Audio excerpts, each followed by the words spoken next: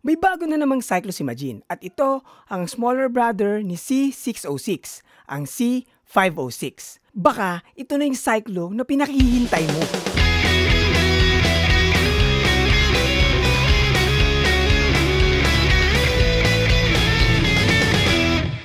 Mas maliit, mas mura, colored at touchscreen din tulad ng bigger brother niya na Majin C606. Ang tanong, tinipid ba sa feature o ito na yung cyclo na para sa'yo? Alamin natin yan ngayon sa video na ito. Pero bago ang lahat, tignan muna natin kung anong meron pag bumili ka. So ito na yung box. So sa harap makikita nyo yung mismong cyclo at ilang mga features. Sa likod naman, yung mga features lang din naman. Yun lang, buksan na natin. So unang tatambad sa'yo ay yung paboritong basahin ng mga Pinoy, ang user's manual. Yan. Kahit hindi ka na magbasa niyan, basta nagbabasa ka ng mga details sa mga binibenta sa Facebook Marketplace, okay na yon. Sa package may dalawang plastic, so buksan natin yung isa. At ito yung pinaka data cable or charging cable. So USB Type-C yan to Type A. Hindi siya ganun kahabaan pero suffice naman na yan sa charging needs mo. So ito naman yung isang plastic na punong-puno ng kung ano-anong mga bagay. Nandito yung lanyard, buti na lang included na yan sa package. Nandito din yung dalawang klase ng mount. Yung isa yung kinakabit dun sa out front bike mount ng Majin. Unbox din natin yan mamaya. So may kasama din siyang mga screws para malagay mo siya dun sa mount. At ito naman yung mount na direkta mong nilalagay sa handlebars. Kaya meron kang dalawang pares ng mga rubber bands. Isang malaki at isang maliit. Ito separate mo naman bibilin pero pinadala ni Majin, so buksan na rin natin. So ito yung box ng out front bike mount nila. So sa loob niyan may dalawang plastic. Yung maliit na plastic, ang laman nito ay yung Allen key para makabit mo yung mount sa handlebars mo. At ito na yung pinaka-mount. So magaan siya, maganda naman yung plastic na ginamit sa kanya. Ito yung pinakataas ng mount at ito naman yung pinaka-ilalim. Then may logo dyan ng Majin. Solid naman, hindi naman flimsy yung pinaka-mount na to. Meron din palang rubber shim na kasama para hindi magasgasan pag kinabit mo ito. So ito yung nilalaman ng mount ng Majin. So magbukas pa tayo ng isa. Ito naman yung H803 optical armband. Heart rate monitor ito. Yan yung box. So buksan na natin. At ito na yung pinaka heart rate monitor. Ang ganda oh. Premium yung itsura. Pero tignan muna natin yung laman sa loob. Siyempre, yung paborito nyong user's manual. Iba-ibang language para sa iba-ibang tao na hindi din naman magbabasa. Pero lagi ko ang tip, magbasa kayo ng user's manual kasi may mapupulot ka dyan to get you started sa product. So kasama din sa package yung proprietary na charging cable. Long enough naman yung cable, so aux na aux yan. So kung bibili ka ng product na to, ingatan mo yung cable na yan kasi mahirap maghanap ng kapalit niyan. So ito na yung pinaka heart rate monitor. Armband type ito. Ganda. Ang premium nung itsura. Pero made out of plastic pa rin ito hindi yan metal. Then maganda din yung pinaka-strap na kasama. So ito yung pinaka-ilalim ng heart rate monitor. Makikita mo dyan yung pinaka-sensor tsaka yung charging ports. So dyan mo ilalagay yung pinaka-cable niya for charging. Anyway, paalala ko lang, hiwalay mo itong bibilin Maglalagay na lang ako ng mga links sa description para kung gusto mo, i-click mo na lang yung mga links. So mamaya papakita natin na gumagana yung heart rate monitor na yan dun sa cyclo computer natin. So bumalik na tayo dito sa cyclo. Yung screen niya may protector pa. Tanggalin natin yan. Very satisfying. Yung feeling sa kamay ng cyclo ay maganda. Hindi siya plasticky. Solid yung pakiramdam. Hindi parang laruan. So pag binuksan mo yan, lalabas yung pinaka-logo niya. Yan yung unang bukas. Itatanong ko anong language ang gagamitin mo. Syempre English. At kailangan mo yung i-download yung app para ma-scan mo yung QR code na ito. At pag na-scan mo na, pupunta ka na sa pinaka-main page ng cyclo computer. So ganyan yan kaliit for comparison sa big brother niya na Majin C606. So kitang-kita naman yung size difference, 'di ba? Pero hindi naman comparison video ito. Pero magkakaroon tayo ng comparison video nung tatlong unit ng Majin. So abangan nyo yan. Celebrate small or big wins with your special ones. Come to Brew Brothers Cafe, your destination for celebration. Yung Majin C506 ay available lang sa isang kulay, black.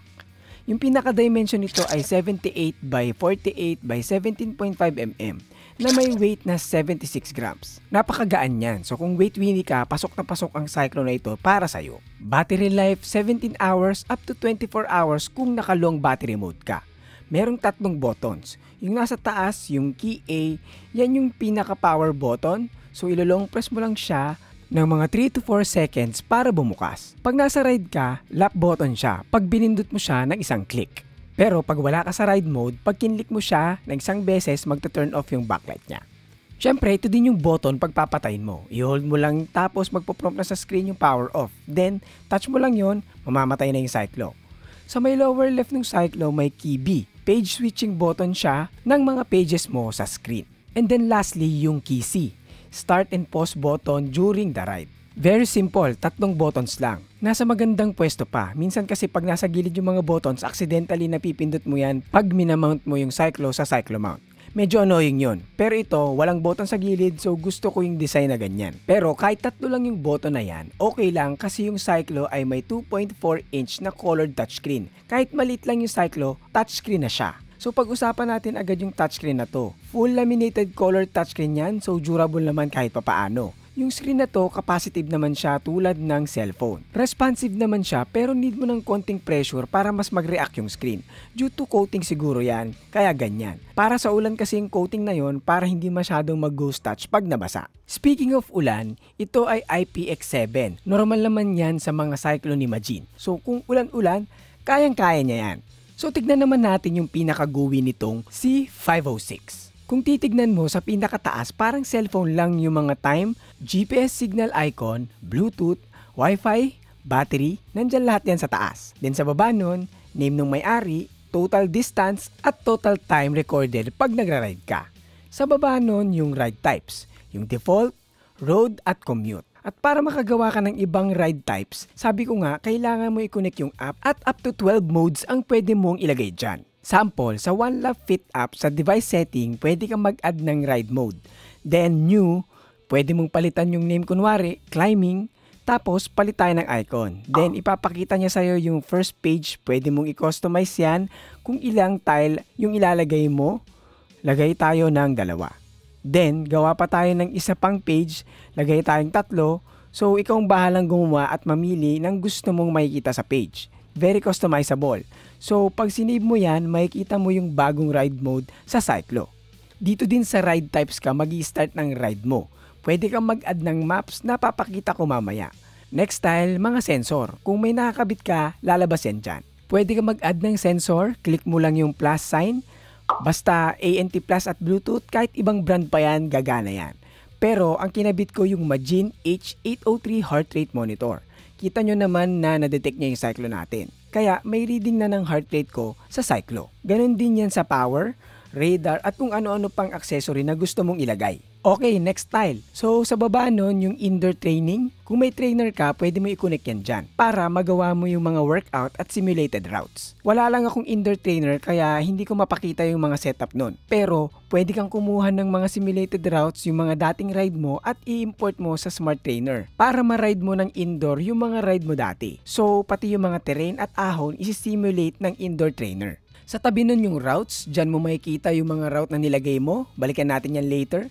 Smart Assistant. So ito naman yung automation and notification na pwede mong iset like kung may Majin lights ka, pag madilim automatic na bubukas yung ilaw na yon. Basta connected yung cyclo.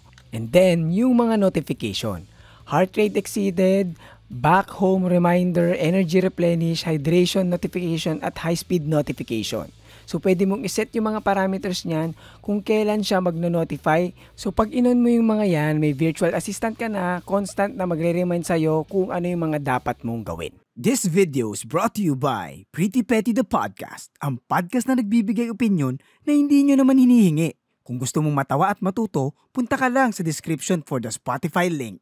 Okay, last style natin ay yung settings. Madami ito pero matututunan mo din ito pag meron ka na nung unit. Hindi na natin iisa-isahin yan. So pag nag-swipe down ka galing sa pinakataas ng unit, may drop down menu, nandyan yung silent, long battery life, do not disturb, screen brightness, smart assistant ulit at power management. Pag nag-swipe naman ka pa left, nandyan naman yung notification. Pag inon mo yung notification sa app, makikita mo dyan pag may phone messages ka. So basically, parang cellphone mo lang, di ba? So kung may cellphone ka, madali lang intindihin yung GUI nitong Majin C506. At dahil parang cellphone nga itong C506, meron itong Wi-Fi. Ang purpose nitong Wi-Fi ay para mas mabilis yung transferring ng data mo from cyclo to cellphone or vice versa. Pag nag-transfer ka kasi ng gamit ay Bluetooth, mabagal, so malaking kaalawalan yung Wi-Fi connection. Ang storage nga pala nitong Magin C506 ay 4GB. Pero kung mapupuno mo naman yan, pwede ka naman mag-delete sa settings. So punta tayo sa navigation. Kung bago yung unit mo, kailangan mong i-download yung map sa settings. So mamimili ka kung anong bansa ka nandun at yun ang i-download mo. Kasi kung hindi mo gagawin yan, hindi mo makikita yung mga road sa Cyclo, bakante lang ang itsura nun. Tulad ng ibang mga Cyclo, supported ni Magin ang GPX file export gamit ang OneLapFit app. So, pwede kang gumawa ng ride sa Komoot or yung mga GPX file na galing sa Strava ng tropa mo at i-import mo lang yan sa OneLapFit at pwede mo nang isync yan sa Magin C506. Pwede din gumawa ng OneLapFit app ng mga routes kung yun ang prefer mo. Kami, sa Komoot talaga kami gumagawa ng routes. Usually si Papa Jesus dyan. Tapos, sinisend niya sa amin at ini-import na lang namin sa mga Cyclo namin para lahat kami may navigation. So, pag nagre-ride ka na, punta ka na lang sa ride mode na gusto mo tapos click mo lang yung plus button para makapag-add ka ng route. So, yan na yung magiging navigation mo for that ride. So, pwede ka na mag-start ng ride. Pwede kang mag-zoom in at zoom out sa map pero hanggang 3 lang. So, 200, 100 at 50 meter, yun lang ang kayang i-zoom in and out ng mapa. And also, dahil nakaload yung buong mapa ng Pilipinas dyan, medyo may konting lag lang sa pag-zoom in and out. So you have to keep that in mind. Sa experience ko, nagagawa naman yung navigation yung trabaho niya, napapakita naman niya sa akin yung route na kailangan kong puntahan. May street, so parang normal na mapa. May setting din pala itong water mode, so kung ayaw mong makita yung ibang street, gusto mo lang yung route lang, pwede yon. Meron din itong turn-by-turn notification para kahit nasa ibang page ka, malalaman mo pa rin kung need mo bang lumiko kahit wala ka sa map page. Pwede mo ding piliin yung navigation card, pwedeng maliit or malaki, it's up to you. Pag connected din pala yung Cyclo mo sa OneLapFit at naka-on ang data mo, nagagawa na pala niya na magre-route ng navigation.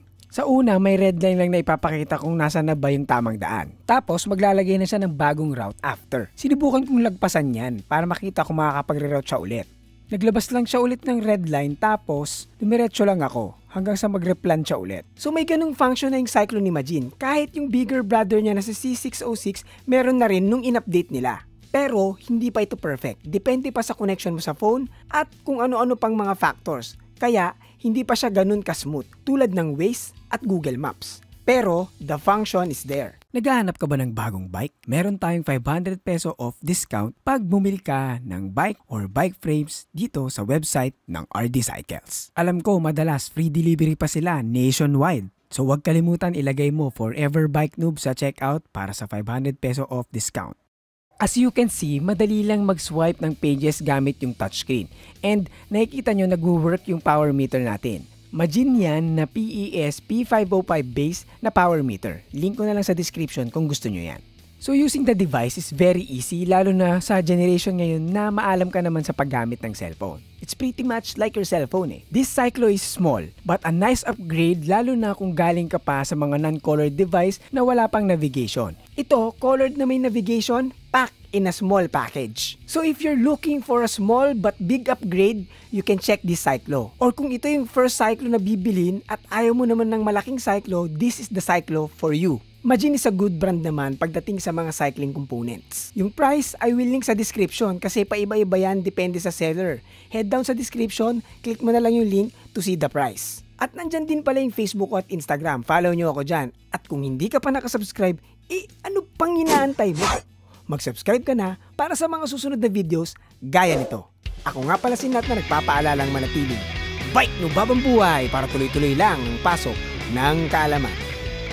Paalam!